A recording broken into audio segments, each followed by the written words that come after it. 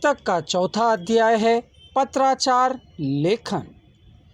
आज के smartphone, mobile, internet, social sites व वीडियो कॉलिंग के ज़माने में पत्र लेखन की बात करना फिर से आदम युग में जाने के समान लगता है।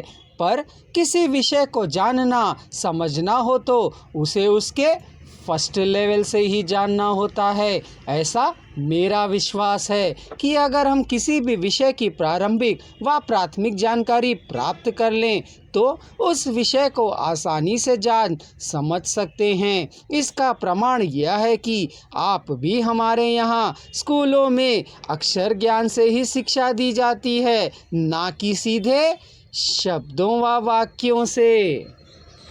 मनुष्य एक सामाजिक प्राणी है। वह समाज में एक दूसरे के साथ हिल मिल कर रहता है। वह अपने भावादान प्रदान की प्रक्रिया से समाज में गतिशीलता बनाए रखता है। किसी के सामने होने पर जहां वह अपने भावादान प्रदान बातचीत द्वारा करता है, किंतु जब इसी के अपेक्षा किसी दूर जगह पर रहने वाले से वह अपना भावादान प्रदान करना चाहे तो वह इस दूरी को मिटाने के लिए पत्र व्यवहार से अपने भावों का आदान प्रदान करता है। पत्र लेखन का इतिहास बहुत पुराना है। यह आदिकाल से चला आ रहा है। जब लेखन विधि का जन्म नहीं हुआ था तब मनुष्य अपना कार्य चित्रलिपि में करते थे, अर्थात चित्र बनाकर अपने संदेशों का आदान प्रदान किया करते थे, जिसे हम सांकेतिक भाषा भी कह सकते हैं। वैसे सांकेतिक भाषा एवं आंगिक संकेतों के माध्यम से ही पत्र लेखन होता रहा है। इस दिशा में अभी भी सांकेतिक भाषा और संकेतों का उपयोग सेना, स्काउट आदि गुप्तचर विभागों में जोर शोर से हो रहा है। अतः संदेश प्रेषण व आंतरिक भावों की अभिव्यक्ति का एक अति विश्वसनीय व प्रभावकारी माध्यम पत्र रहा है। वैसे उसके स्वरूप कई रहे हैं।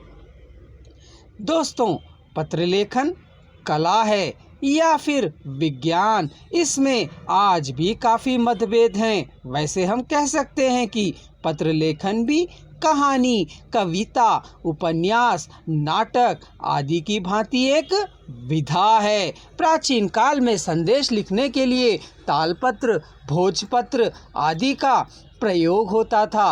अगर हम कालिदास के मेघदूत काव्य में यक्ष के प्रेम प्रसंग के बारे में विचार करेंगे तो हम देखेंगे कि किस प्रकार यक्ष अपनी प्रिया तक अपने मन की बात और अपनी व्याकुलता को प्रेषित करने के लिए मेघ को ही दूत अथवा दशा एवं भाव प्रेषण का माध्यम बनाता था। चूँकि प्रकृति का नियम ही बदलाव है, जैसे जैसे प्रकृति में बदलाव आ रहा था ठीक वैसे ही मनुष्य की दिनचर्या में भी बदलाव आते गए। उसके सोचने, समझने, करने, लिखने आदि सभी स्थितियों में बदलाव आ गया। ऐसे में पत्र की विविधता के बारे में ना सोचे तो यह उचित नहीं होगा, क्योंकि पत्र लेखन मात्र संबंध स्थापित करने तक सीमित न रहकर अध्ययन, अध्यापन एवं अनुसंधान के विषय बन गया है। पत्रों में मुख्यतः हम 3 प्रकार के भेद देखते हैं। पहला, व्यवहारिक पत्र लेखन, दूसरा व्यावसायिक पत्र लेखन, तीसरा शासकीय और अर्धशासकीय पत्र लेखन। मानव जीवन में सभी प्रकार के पत्रों का अपना विशेष महत्व होता है। सामाजिक जीवन यापन के लिए व्यवहारिक पत्र की अहम भूमिका होती है, तो वहीं व्यवसाय की उन्नति के लिए व्यावसायिक पत्रों का अपना महत्व होता है। शासन और प्रशासन को गतिशील करने के लिए कार्यालयी पत्रों का अपना प्रारूप होता है। अगले वीडियो में हम देखेंगे पत्रों की स्वरूपगत विशेषताएं।